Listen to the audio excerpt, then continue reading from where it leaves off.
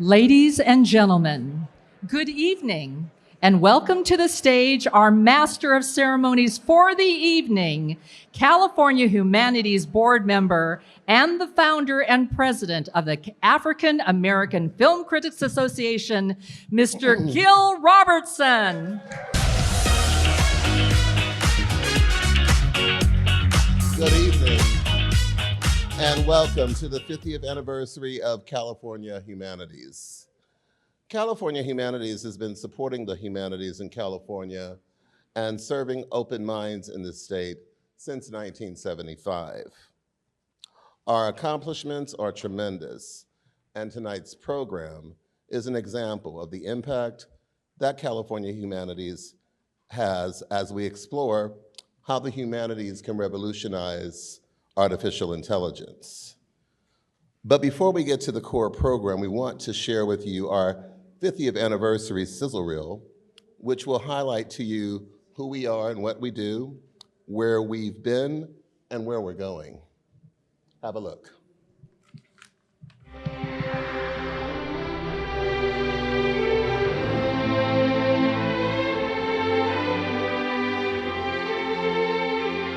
Since 1975, California Humanities has been opening hearts and minds, giving voice to people from every corner of our great state. Through storytelling, arts, and culture, we connect Californians to new ideas and each other, deepening our understanding of our shared histories and diverse traditions.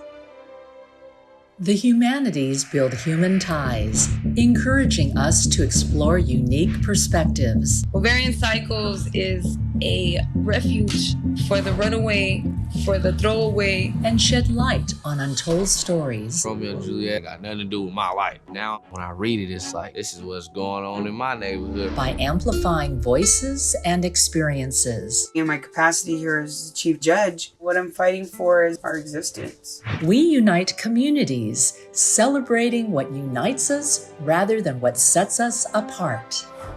As we mark 50 years of awarding grants and leading programs, we reflect on the impact of our work through documentaries. Rarely do the Chinese in San Francisco organize themselves to oral histories. I had no name, only the day when I was abandoned. Performances. Not in the black world and it's not really in the white world, it's somewhere in between. And exhibitions.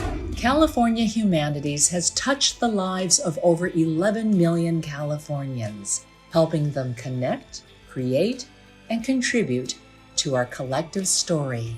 Now we look ahead. Join us in uplifting Californian voices for the next 50 years. Let's inspire more people to share their narratives and ensure everyone in our diverse, multicultural state feels a true sense of belonging. Find out how you can be a part of this journey at calhum.org. Thank you for supporting the humanities in California.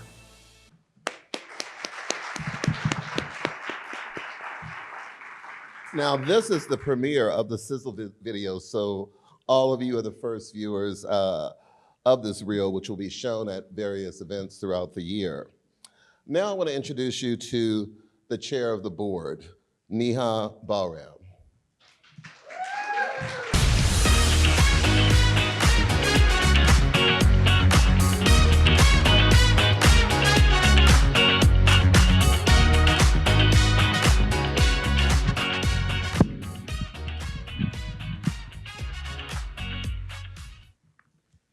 Hello and good evening.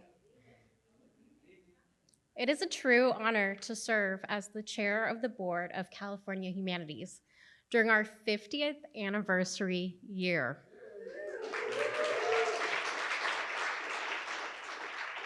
I first came to this organization over a decade ago as a staff member. And today I am the Senior Government and Community Relations Representative for Bay Area Rapid Transit, also known as BART. Wonderful. But my involvement with California Humanities over these many years and my service as board chair has kept me grounded and centered as a Californian. I know we have many former board members in the audience with us this evening. If you're able to, would you please stand up if you've served in a leadership capacity at this organization?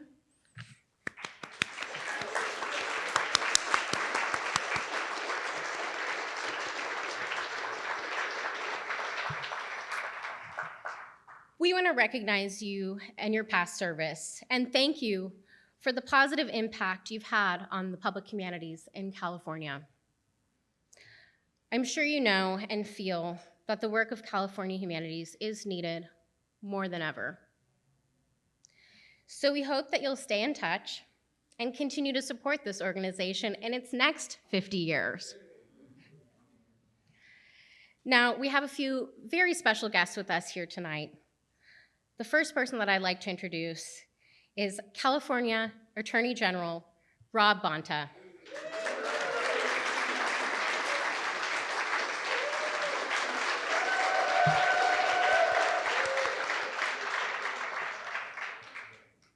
Our Attorney General has championed support for California Humanities way back when he was in the Assembly. So thank you for being here tonight and thank you for supporting us. We can look forward to hearing more from our Attorney General later this evening. I also want to recognize and thank former Assembly member and the City Attorney of San Francisco, David Chiu, for being here.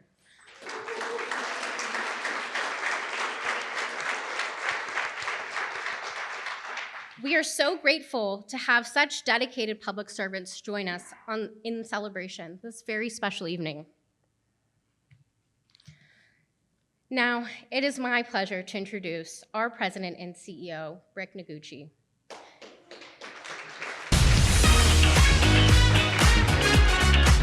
2 years ago, I had the privilege of serving on the Executive Search Committee for this organization to help identify Rick as the next leader of California Humanities. His skill sets and his clear passion for the humanities shined and made him the right choice for this job. And in this current environment, we are especially fortunate to have Rick's skilled leadership help us navigate the next 50 years of California Humanities. So please join me in welcoming the President and CEO of California Humanities, Rick Noguchi.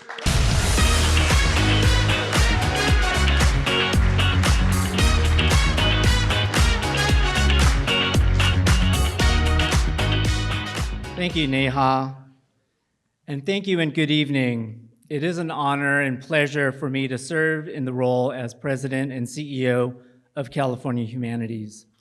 I know that I stand on the shoulders of 4 amazing leaders who came before me, and I'd like to call them out and recognize their extraordinary work.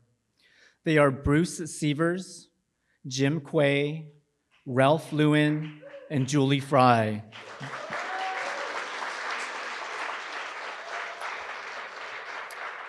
These are the leaders that made California Humanities the impactful organization that it is today, and we are fortunate to have 2 of them with us this evening. So Jim Quay and Ralph Lewin, can you please stand?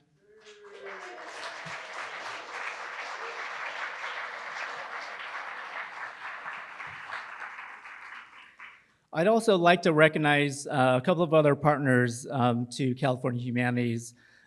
Also joining us this evening is the California State Librarian, Greg Lucas. Greg, can you please rise?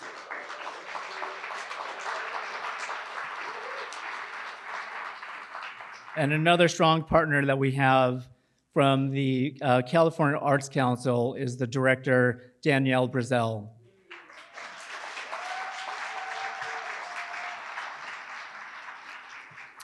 I'd also like to recognize our current board members of California Humanities.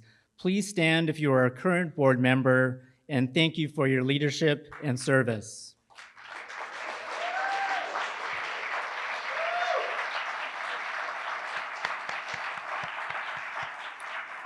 Fritz and Penelope, please continue to stand. A special shout out to Fritz Friedman and Penelope Wong, who worked tirelessly.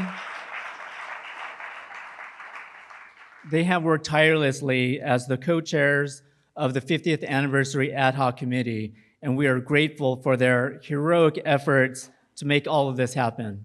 Thank you, Fritz and Penelope.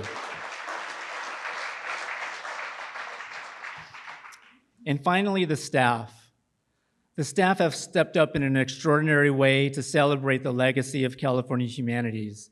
I am blessed to have a dynamic and committed team, and Marika Garcia has led this effort from the beginning, so I want to shout out to Marika.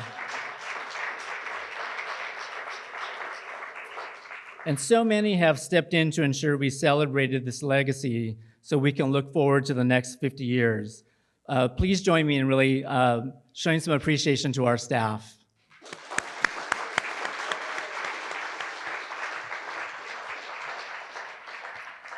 And last but not least, Wenda Fong, a former board member and producer extraordinaire. Wenda is the one that is putting all of this together to this evening. So please give a shout out to Wenda in the very back.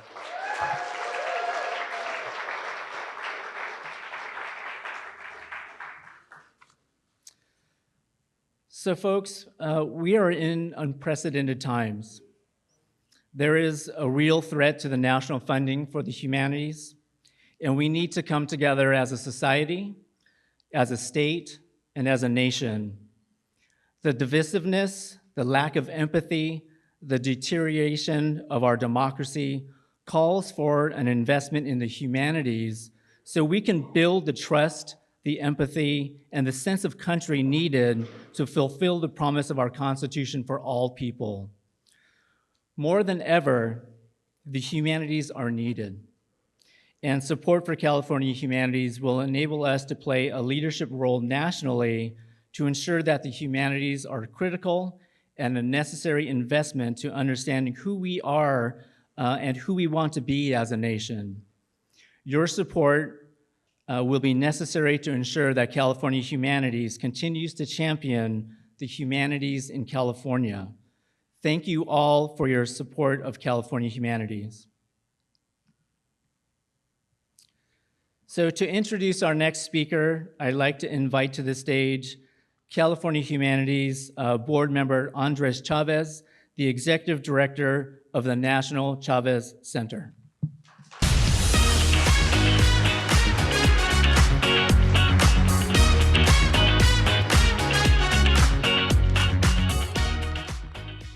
Thank you, Rick. It's my pleasure to introduce this evening's next speaker, California Attorney General Rob Bonta. A.G. Bonta, as you heard earlier, has been a tremendous supporter and champion of California Humanities, going back to his time in the State Assembly. But more personally, Attorney General Bonta and I have a personal connection. You know, it first starts off with my grandparents and his parents when they organized alongside each other in the 1960s and 70s through their involvement with the farm workers movement. And most recently, I've also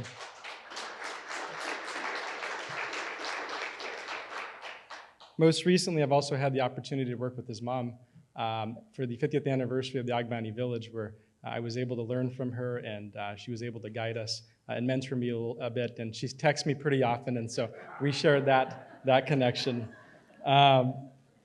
But the most special connection that I think we both have is that we both consider ourselves La Paz kids. Now, some of you may be asking, what is La Paz kid? Well, La Paz is the community where both Attorney General Bonta and I grew up in, just outside of Bakersfield, which is now the home of the Cesar E. Chavez National Monument. And so with that, from La Paz kid to La Paz kid, but more importantly tonight, as a board member of California Humanities, please help me welcome to the stage our Attorney General, Rob Bonta.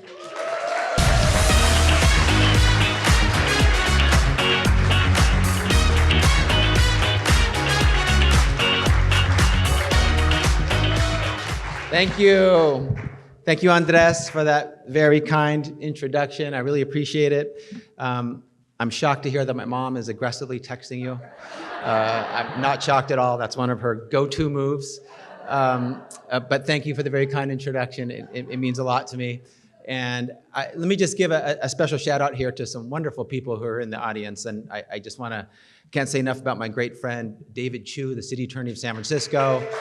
We've fought side by side on so many important issues in the Assembly, doing it today. We're doing our best to protect our rights and freedoms and uphold the principles and foundations of democracy and uphold the rule of law. So thank you, David, for always being such a great, loyal friend and team member, and I can count on you for anything, so thank you. The person who swore me into the bar is here, Justice Tani Kantil-Saka-Uye. Before she became the Chief Justice of the Supreme Court, and she was my mom's friend, who my mom told me she's gonna swear you in, and then she'll make pancit and lumpia for you as well. And she was so wonderfully kind and generous, as she always is, in addition to being brilliant and inspirational, and she had me at her home to swear me into the bar. So nice to see you, Tani.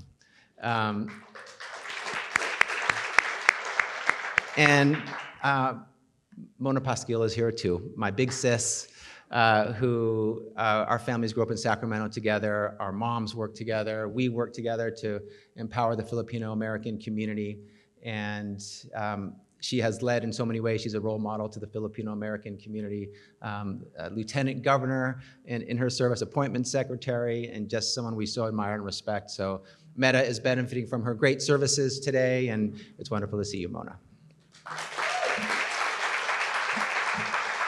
And I know he's already been honored, but my great friend Fritz Friedman is here as well. So I'm gonna stop. I'm not gonna go through every person here tonight, so let me stop with that. But I do wanna say, I was at one of the California Humanities events a number of years ago, and the theme was your California story, tell your California story.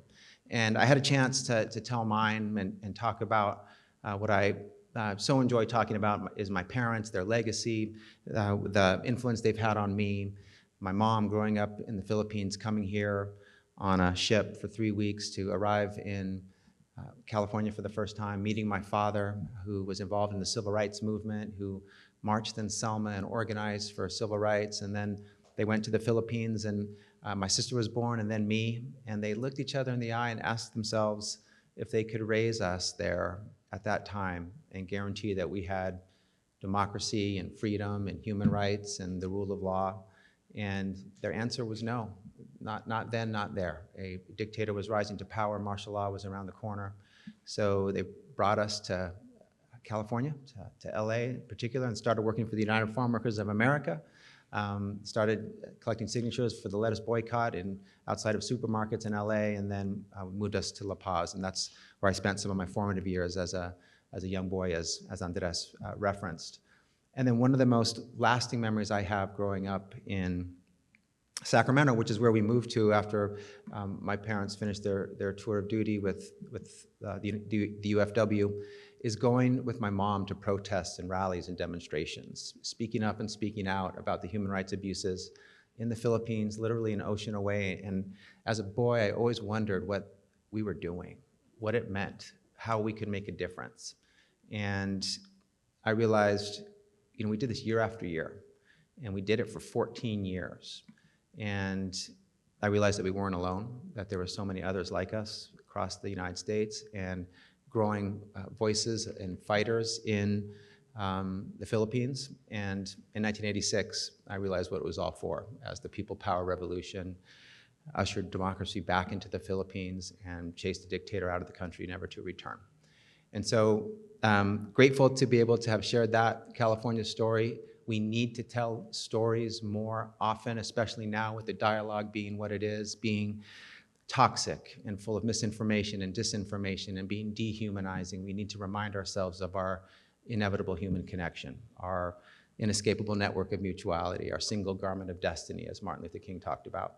So this is what you do is such an important counterbalance to what's happening in the rest of the world, and I thank you for it. I was grateful to be able to help you secure $1 million. One of the first times that the state funded the Cal Humanities, and hopefully that continues and continued.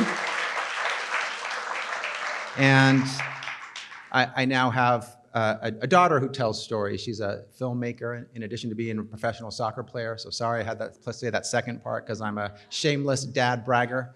And she made a film about her Lola, my mom, her grandma. and then another one about the Philippine women's national team's road to the World Cup, which she was a part of as a player in the 2023 season. So keep telling those stories, keep reminding us of our human connections. And I want to talk a little bit about the fact that as we exchange ideas and as we share information, technology can change, but that core commitment to telling those stories does not. And today's theme, how will the humanities revolutionize AI, is an important discussion. I'm glad California Humanities is bringing that forward.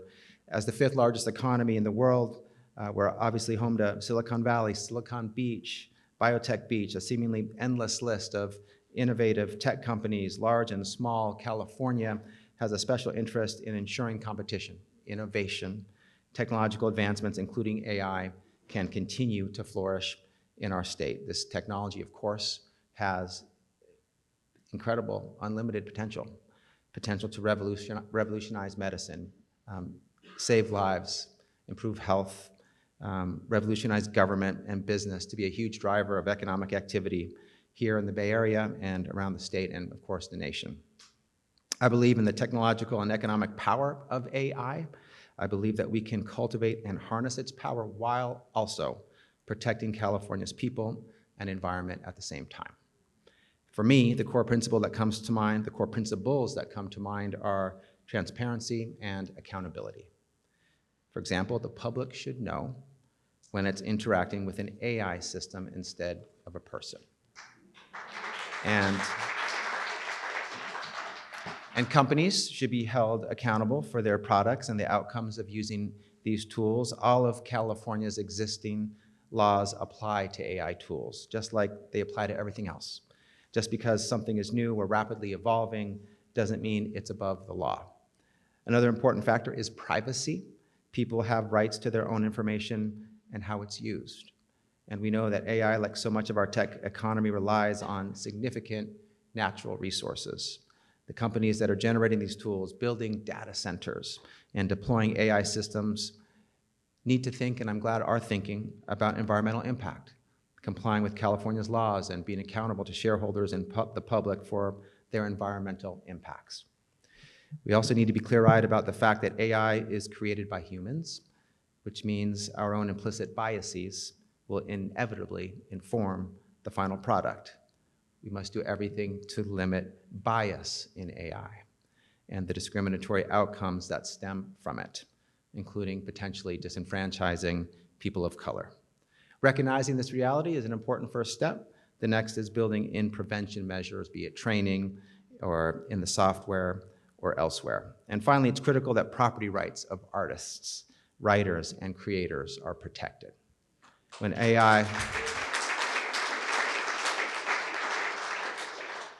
models use data created by humans, it shouldn't alter the property or rights individuals have to their own work without their permission or fair compensation.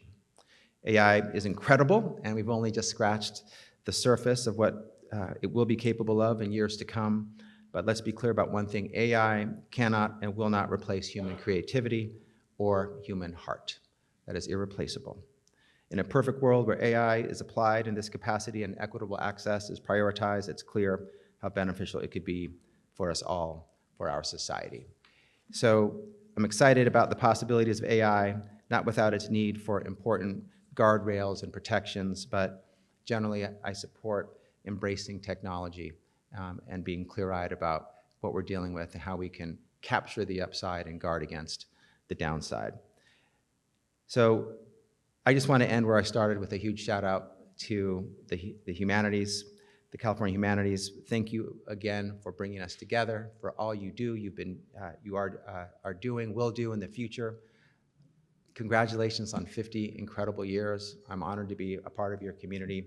Looking forward to 50 more. Thank you.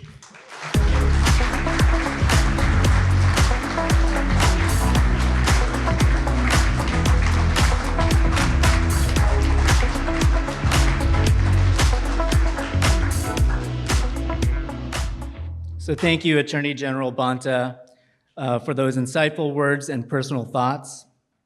We always appreciate your leadership, and we are grateful that you champion the humanities as part of your work to protect and advance our democracy. So building on that spirit of leadership and dedication to the humanities, we now turn our attention to honoring an individual who exemplifies these values in their life and work. It is now my distinct honor to recognize a champion of the humanities to receive our first ever Spirit of Humanities Award. This award is designed to uplift and celebrate an individual who embodies in their life and career, who embodies the humanities in their life and career. There is one name that rose to the top of the list.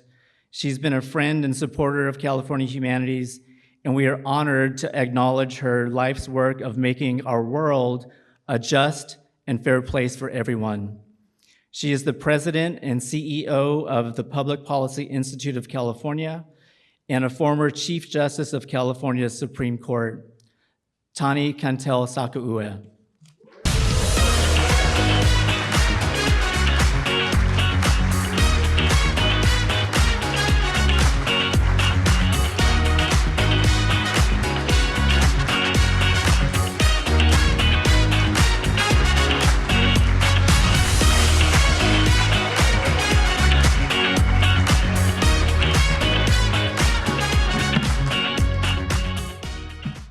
Good evening.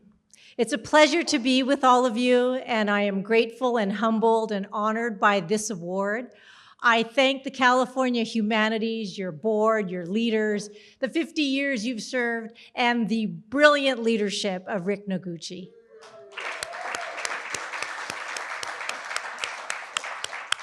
Like our Attorney General, I could go through the lines of Filipinos in this community, in this building, in this room, that we are all related to, and I would start with my Auntie Connie Pasquille, Mona's mom from Meta, the Meta mom. But I will also say this, like many of us here, I come from very, very humble beginnings. I'm a daughter and a granddaughter of farm workers, and came to learn about the humanities in a community college when I didn't have any other opportunity to go further in higher education. And I want to thank the professors who taught me about humanities and realized that the storytelling, or what my parents called talk story, was really about. And I want to thank Dr. Warren, who is now deceased, but who was my first humanities instructor in community college, who taught an 18-year-old girl when he stood on his desk in night school, dressed in a toga, to tell us about our Greek beginnings and humanity and democracy and justice and how we are all connected since this earth was born. And that has made the difference to me in my life and in my dedication to justice, and now at the Public Policy Institute of California. What is law? What is policy? But the study of people in need and distress who also need access and fairness. And in a community like California and a country like the United States, where we all come together with different stories and different cultures, humanity is what binds us. It is our centerpiece. The sharing of our culture that happens, frankly, in things as simple as jury selection.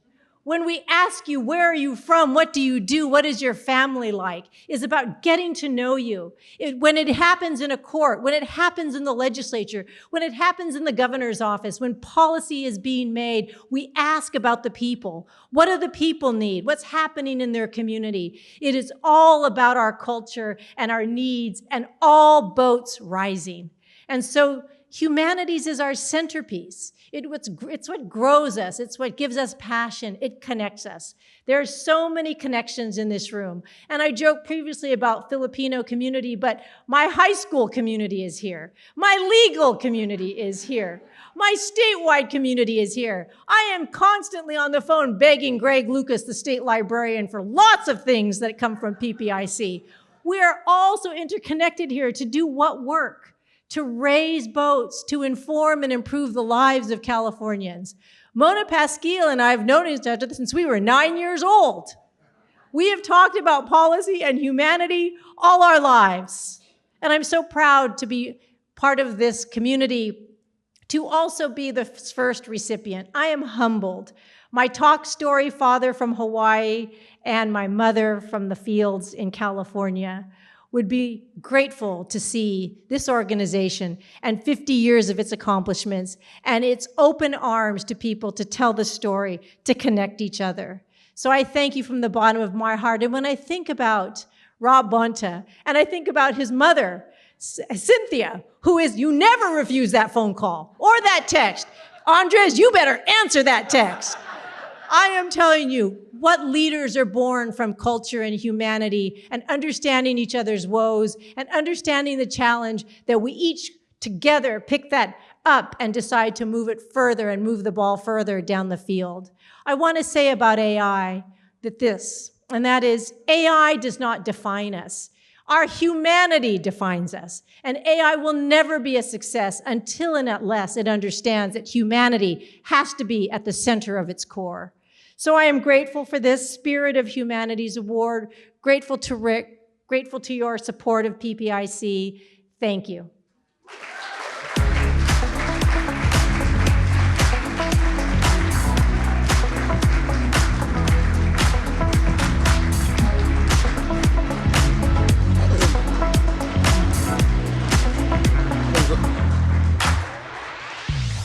Congratulations, Tani, and thank you for your work, service, and leadership. We also want to recognize the sponsors for this program. We are grateful for their support, which enables us to make this a free program.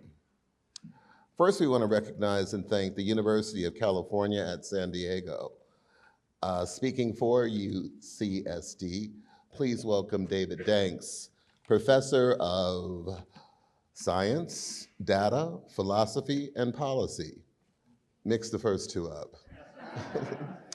Danks currently serves on multiple advisory boards, including the National AI Advisory Committee. Please welcome David Danks.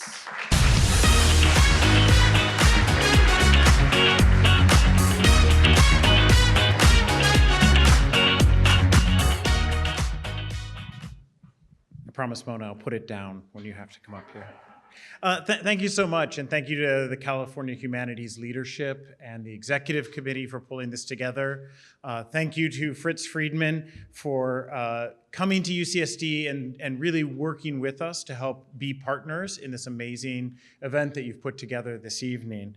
I'm very sorry that Chancellor Pradeep Khosla is not able to join us tonight. He sends his regrets and sends me as, I guess, the taller version of him. UCSD is incredibly proud to be a sponsor of this because so much about California humanities and about the theme of this evening fits perfectly with the ways that we approach things down south. We are constantly trying to merge our strengths in the arts and the humanities and the social sciences with our technical strength in AI and in computer science and networking, all in the various domains, including things like medicine and many other areas. And as AI increasingly is entering so many parts of all of our lives, we think it's more important than ever to make sure that, as Tani said, the human stays at the center of it all. The human needs to be the focus, with the technology supporting us rather than the other way around. Because at the end of the day, for all of its power, AI, and I say this as somebody who spent some of his time building AI systems, AI represents people as data. It represents us as numbers. It does not represent the full complexity of human experience that's at the heart of the humanities. The humanities are fundamentally about understanding our connections with one another, about understanding those things that cannot be reduced solely to numbers, those things, that intrinsic human dignity that data alone cannot capture. And so it's more important than ever that the humanities are at the table when we're building AI systems, that humanity is at the table when we are regulating and governing AI systems to ensure that our humanity really is kept at the core of all that we do. At UCSD, we are working tirelessly, whether in the research lab, in the seminar room, in the lecture hall with our 36,000 undergraduates, in our communities, getting out to help those who are at risk of being left behind by the technological revolutions we're experiencing. Working every day to do everything we can to ensure that that full complexity of human experience is respected, supported, and advanced by AI. So thank you to California Humanities for all you're doing. It is truly an honor and a pleasure on behalf of UCSD to be able to support this amazing event and everything. May there be another 50 years of using AI in support of the human rather than the other way around. Thank you.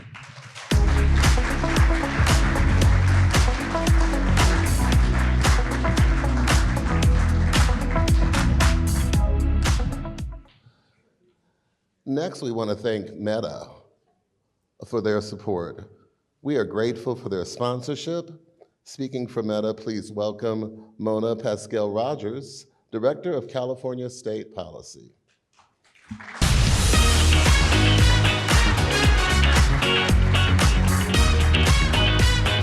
Thank you so much. They gave us like directions on how to do this and not break it. And it's like, okay, did it. Thanks, Wanda. First of all, on behalf of Meta, it is an honor to be here. You know, 50 years, and I think I've known many of you for the 50 years, just kidding, not really. Your work has been an inspiration. And it's an inspiration to all of us, especially all of us at Meta who work to build communities and keep communities together.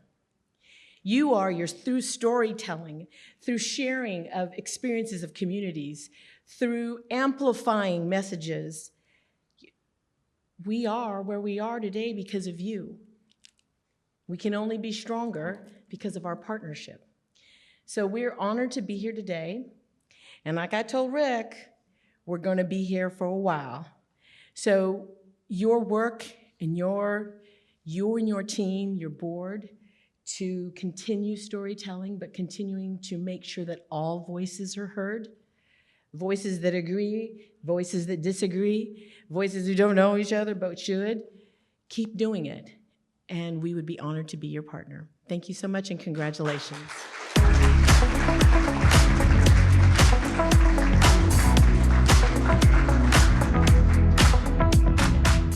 And now for our program. How can the humanities revolutionize artificial intelligence?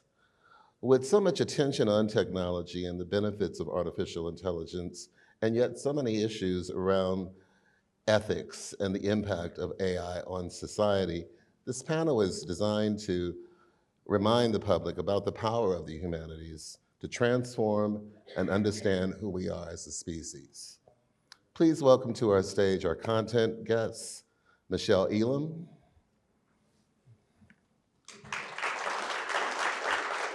Damon Horowitz,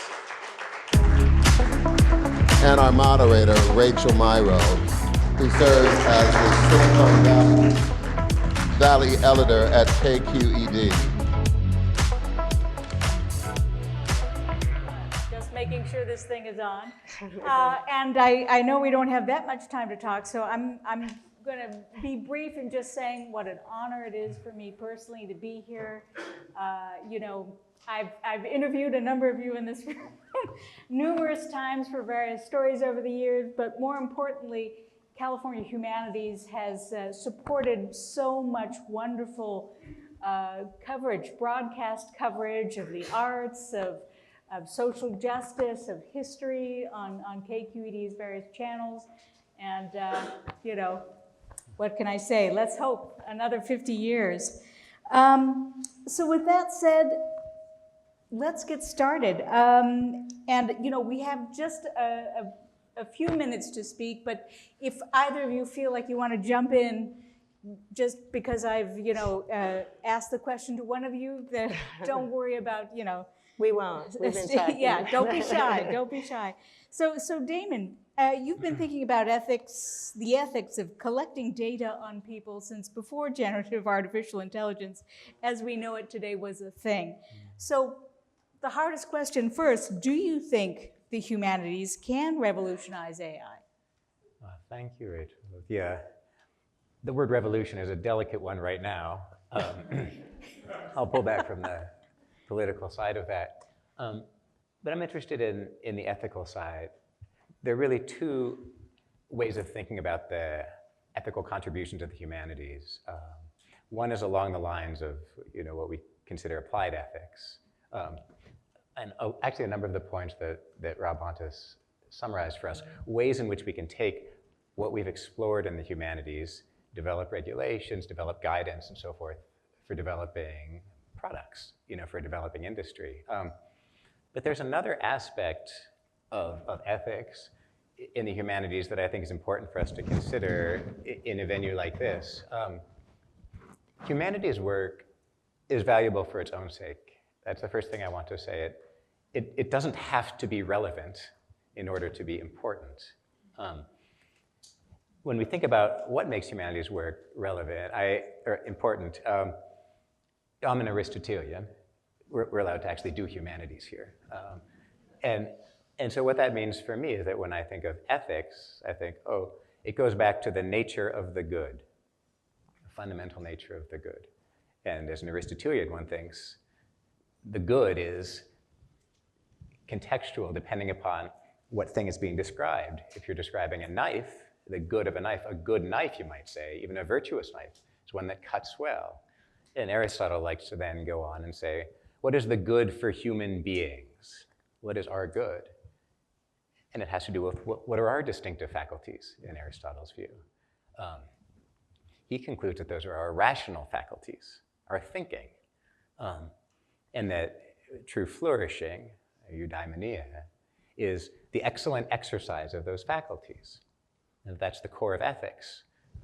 Now, when we're looking at artificial intelligence, we're looking at the prospect of outsourcing some of that activity.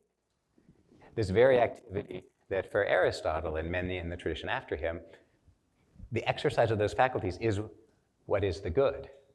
It can lead to various political contributions, understanding ourselves in different ways. So when I think of the humanities, it's really about revitalizing the human role in thinking. The greatest contribution that humanities can have in shaping the terrain with artificial intelligence goes beyond applied ethics, and it goes into how we evolve our sensibilities as participants, as developers, as users, or even just as bystanders. The humanities is what gives us a broader sense of who we are and our nature and our good as we live in a world with AI. Can I pick up on a couple of things? You certainly can, I Michelle. appreciate that. I knew we were aligned to use an OpenAI term now, fortunately.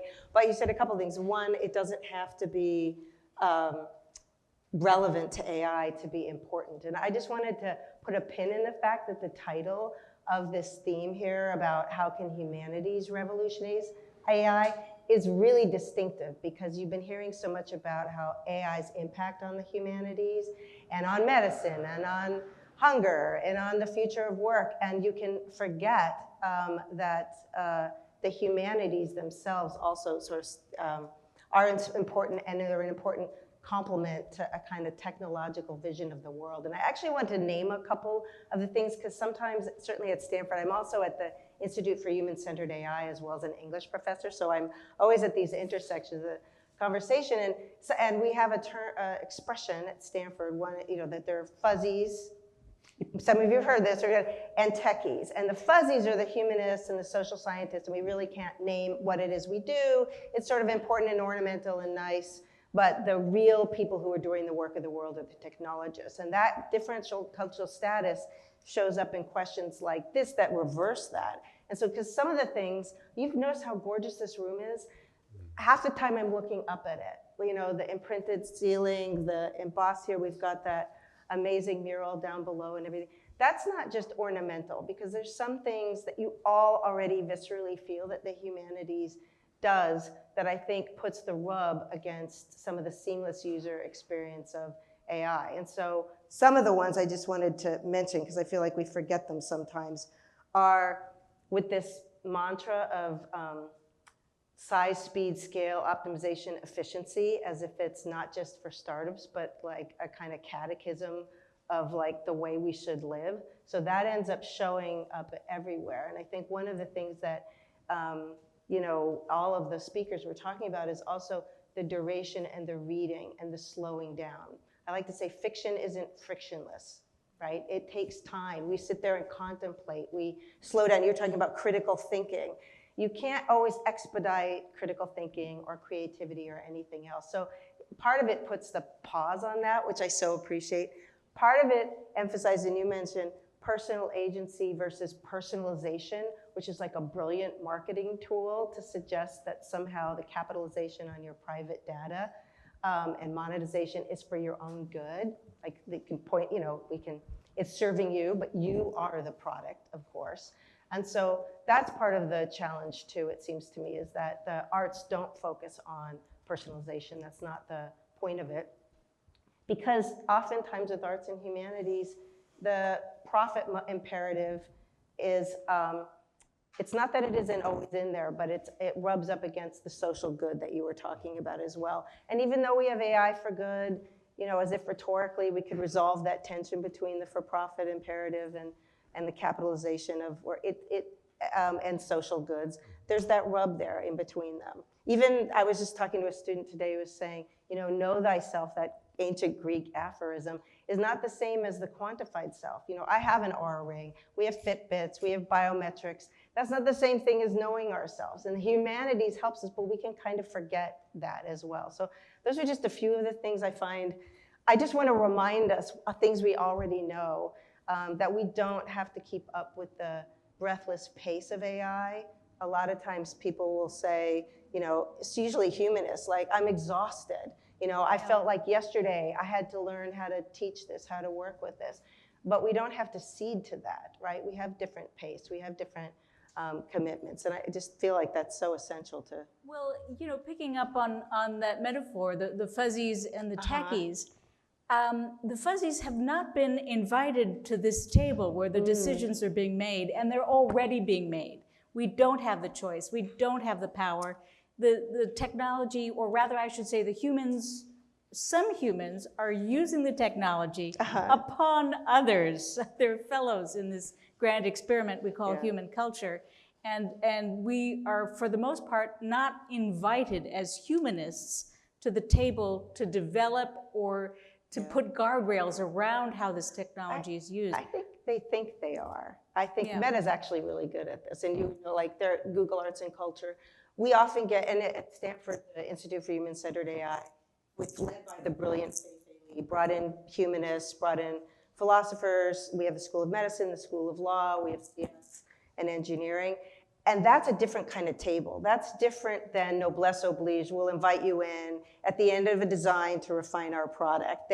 But as you know, it's just so difficult to merge those vocabularies and the mindsets. It's one thing to say, we want to invite you in. It's another thing when we start challenging fundamental assumptions. My father was an astronautics engineer, and he was just like a different human being. Like, he just thought about the world as a problem to solve. And that was just a family drama, but writ large, because as you said, the technologists often have outsized cultural status, billions to shape the imaginations, the worlds in which we live. So yes, it's a challenge. It happens in spaces. I know you've been in some of those.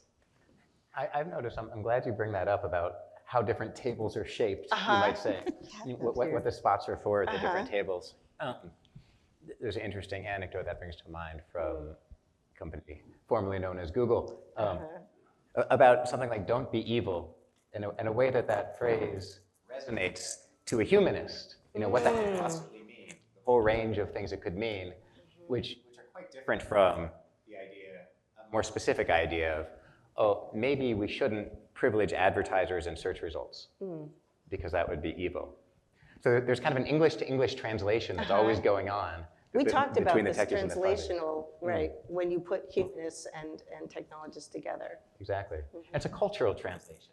Yes, that shows itself and disciplinary, because we're trained differently. Exactly. Yeah.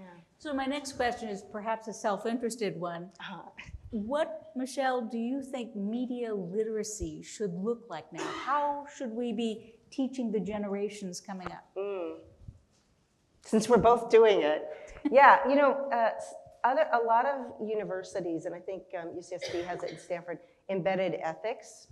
And there was a hope that, particularly with undergraduates, who are very interested in ethics and the social impact of the work that they're doing. Unlike the training, engineers would claim you in utero. There's very high standards, and even not that they're not interested in liberal arts, but usually the question about social implications or equity or social justice is something that you're supposed to think about after you have your degree, after you have your technological competency, and that has changed. So I think some of those classes now are interdisciplinary in a different way. I do worry sometimes. I'll hear digital literacy and access framed sometimes with the industry, and it just means access to our products. I was talking about with some people actually earlier too, which is, for me, digital critical literacy is the way we used to talk about the internet. Go follow, do your due diligence in here. And I think that that's really important, because it doesn't just mean learning the technology. And at HIDE, that's our acronym for Institute for Human-Centered AI, when they first brought me in, I thought I had to credential myself. I basically felt, and have now, felt like I needed an MA in AI in order to say anything about this technology, even though it impacts every aspect of our intimate, personal and public lives, or even to say anything about policy. And then I think some of the classes that I teach try to flip that script. Like, it's not just the humanists that need to learn the technology. The technologists need to also have more expansive visions of the world too, of the things that they are actually creating. That's different. So for instance, I also teach indigenous AI, different worldviews. These aren't just different. For Amelia Bersking-Winger, if you've ever heard of her, she's an artist technologist who talks about building for 7 generations forward. So this isn't move fast and break things, and it isn't about building an obsolescence for capitalization of a product. It's actually thinking, what would it be like if we created that far in the future? So it's a completely different kind of world, and she creates technologies with that mindset. Or disabilities AI. I would like that in an embedded ethics course. That's huge, because she works with HCI, human-computer interaction, and then also with the medical school. So the medical model of the normative body, all those clinical assistive technologies, from not just cochlear implants, but there's so many mechanisms now in the School of Medicine. Some of them are marvelous, but some of them imagine that people with disabilities, visible or otherwise, need to be improved or optimized or perfected. So disability activism with AI is worth teaching, because it makes us rethink about what are our assumptions about normative, the ways that people move or think or act or look through the world. So that's what I somehow want to do that. I try and do it in one course, but it means shipping curricula, if that's one of the spaces where that can happen. What are you trying to do in your courses, Damon? I'm interested in this question of access, as you phrased it. In the early internet years, the internet represented a kind of access that was thought not possible before. And there was an era of public intellectuals, kind of the Stuart Brand area, that they came out of a type of idealism and thought, through the internet, in fact, we will give access to more people. People will come together in different interest groups. They'll be able to communicate in ways they couldn't previously. One of the arguments now advanced around AI is that it further democratizes access by making complicated information stores more accessible, instead of just a keyword search. One is in conversation. And conceivably, if we were to assume, like asymptotically, everything that has written has been combed and digested by the machine, one could say, oh, now in fact, all sorts of voices have a platform that's more accessible perhaps than in the raw internet, because it can come up in conversation. That is the argument. That would be the argument. Now, so some of the things that arise in doing that I'm interested in are, first of all, the way in which anything that's reproduced, let's just take a large language model, that's reproduced through that technology becomes something of a caricature of the original. Aspects of it will be exaggerated and aspects of it will be diminished. We might not think that is how we want voices to be represented, that does something to identities in the sense of group identities.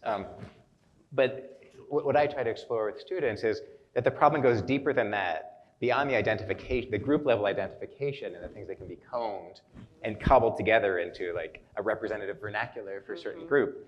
Beyond that, the question of individual identity gets lost. When your chatbot is speaking to you, there's nobody speaking. It's a misnomer really to say that generative AI has a voice. It has a sound that we call a voice. But there's nobody speaking. And there's a similar thing that threatens to happen in some ways for how we conceive of ourselves. What becomes of our individual identities?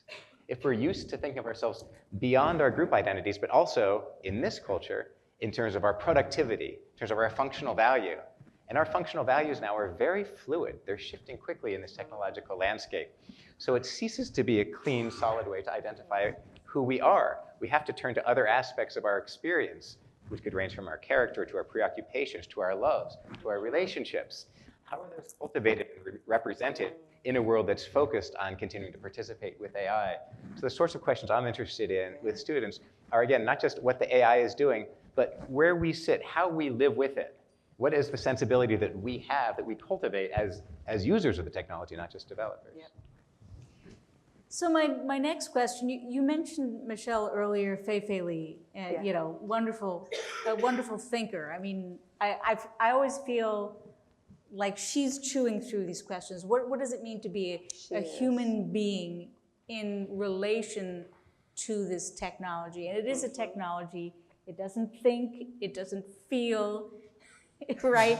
You can't say it often enough because there's so many people who are boosting its profile, both in terms of, you know, over-promising what it can deliver and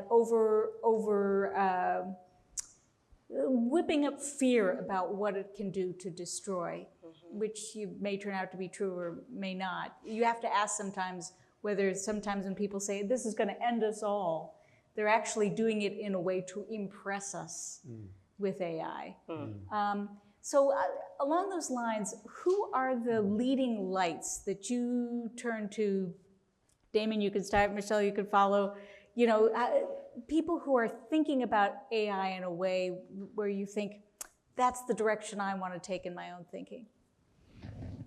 I'll confess straight away there that, you know, I'm at a strong bias towards German philosophy.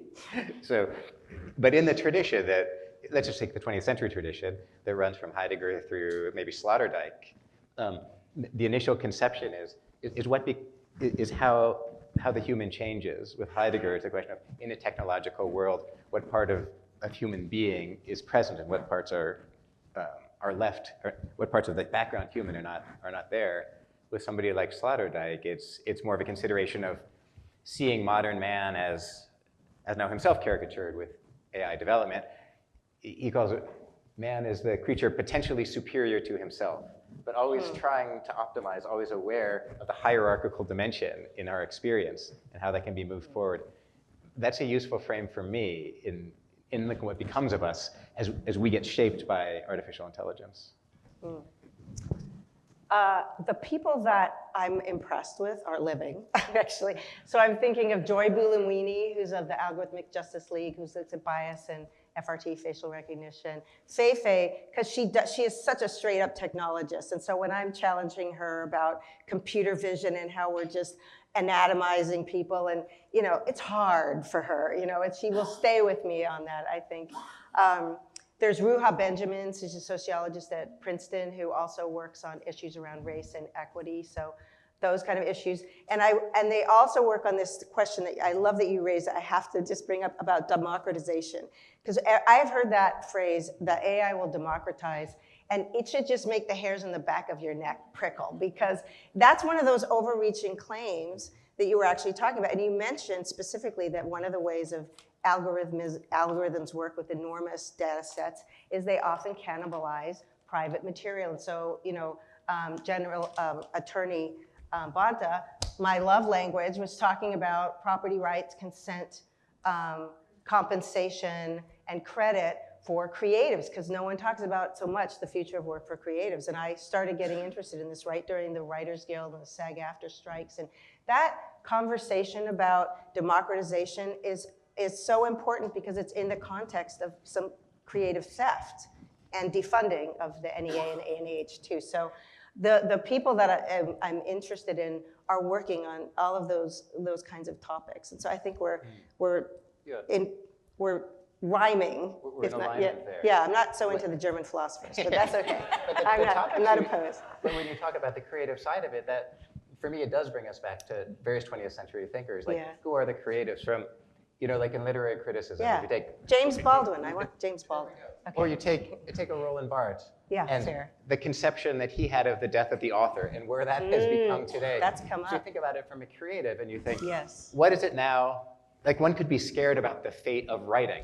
One could say, what will writing be in a world where we are taught to not expect that a human generated the text that we're reading? How does that change the basic status? I mean, ever since the ancients, we've had a suspicion of writing as a certain kind of technology. Yes. Now we have greater suspicions. But when we get to a point where you're looking at a poem, but you don't think that there's some other human being, some other creative, who thought it worth arranging the words in that way, it changes your posture, your interpretive posture, what investment you're willing to make in creating meaning from it. And that could become a default way of being. So there's a role of the humanities there that starts with somewhat ontological assumptions, actually, about things, becomes very applied. It becomes about how do we reinvigorate writing as such, as a human product. So we've been talking a lot about current threats, proposed threats that AI poses to the humanities and really humans. What keeps you up at night along those lines? What are you particularly afraid of? You mean besides today? Just like politics? yeah. What I'm Take afraid your of is how, is what we don't know. So, when DeepSeek dropped and everybody is, it's open source, which people associate with trustworthiness, and it looked like it was less compute hungry, less environmentally insulting, cheaper. It looked like it was upending certain models in the AI community. But the problem is that you don't even know what pages are being censored. It's the same thing with TikTok. We have a 30-year-old, and she's like, she knows all this stuff, but she's just being entertained. She's not thinking about her private data being sold and monetized in data forms, or foreign nationals, or even our own country actually capitalizing on that. Pages disappear, the CDC's pages in our country, and certainly with DeepSeek, you'd have no idea where those things are. And it becomes, for me, with I've linked this in the humanities, with the AP, for instance, and the constriction of independent journalism, it means we won't, either with our unknowingly or knowingly, don't know what we don't know. We don't see the pages, we're not hearing the things. And that keeps me up at night, the shaping of our mind and imagination. I'm awake now about that. So yeah, censorship, I guess you would say. Yeah. I have that is actually my greatest fear as Really? well. That we're all going to drown in a sea of. No, but I'm not It's apocalyptic. not family friendly. I'm not apocalyptic about it. I want us to be alert to it. I think so. Yeah, but the question is, how do you stop it? How do you stop it from happening, given that it's already happening? I think that is the Yeah. right answer, actually. Yeah. In sense, where you both speak to the fear about what the environment can be like, what is happening out there. For me, the corollary is what's happening in here for people. It's how we subconsciously come to change how we think of ourselves, in the reductive model of what is just like it happened with the digital native generation and what is representable in our social media selves. We lose our imagination about the other aspects of our being. Yeah. The reason we lose them is because they're not reflected in this particular funhouse mirror of AI. That's such a good point. Only the things that come back to us are. So there's nothing for us to orient around in a goal-driven way. Reading, and so here, I think literature is the winner in my view as the great salvation. Because it is evoking people's lived experience. The very thing that the computer will never have is a lived experience. And so it's giving us a place and an activity to be reminded of who we are. And of others. Yeah. Their unknowabilities and things. Right. I think you said something so important, which is the representation of reality necessarily as data points, or maybe one of the speakers said this too, is such a reduction when you're thinking about, if you're interested in equity and the way AI systems understand race, for instance, or gender is of data points.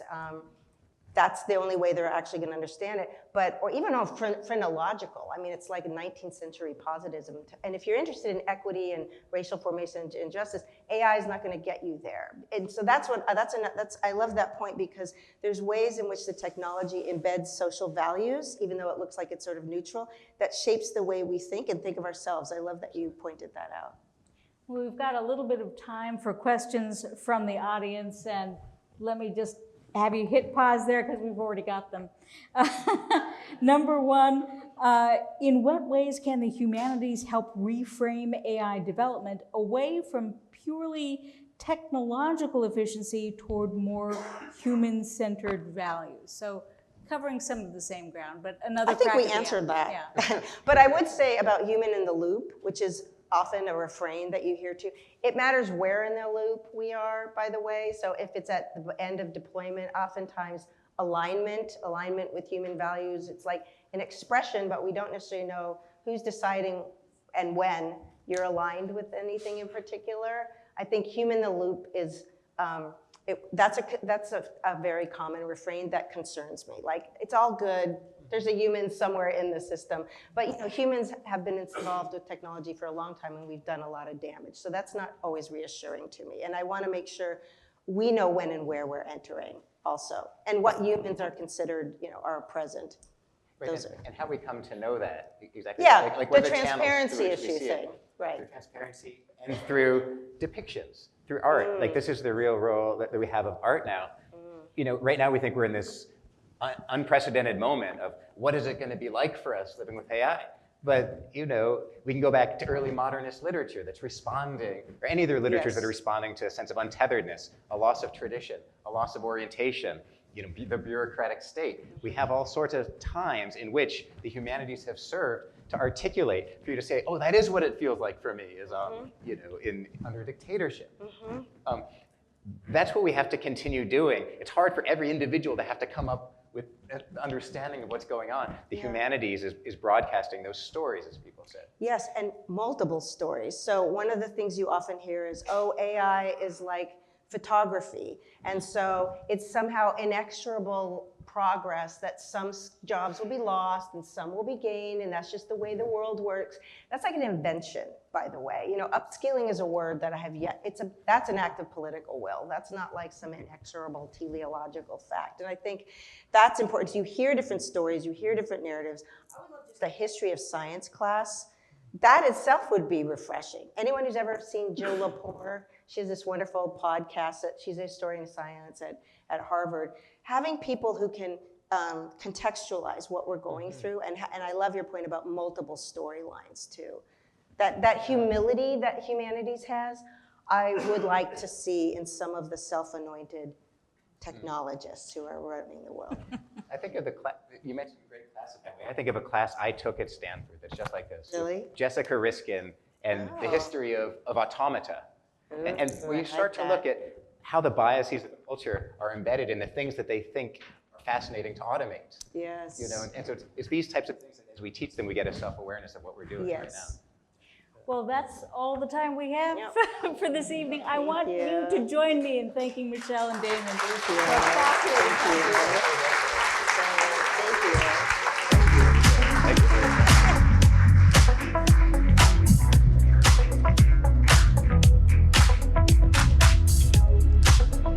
Wow.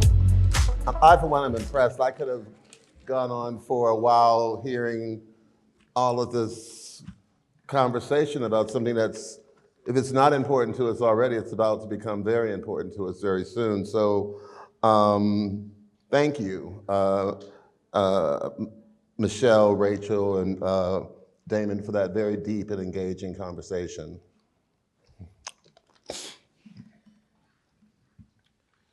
While this concludes our formal program, the evening is just starting.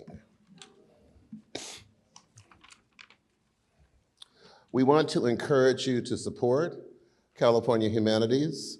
We have QR codes around the building to make it easy for you to support these types of programs that explore and strengthen who we are. We invite you now to the post-reception to enjoy food, drink, and conversation back on the 10th floor. This is a civic dialogue in action. We also have a meet and learn in front of the beautiful Diego Rivera Miro with humanities scholar Willie Maimez, who will share insight about the mural.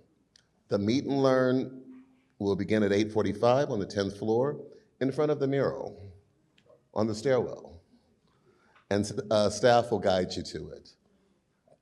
Thank you all for attending the 50th anniversary program and celebrating with California Humanities tonight. Have a wonderful evening.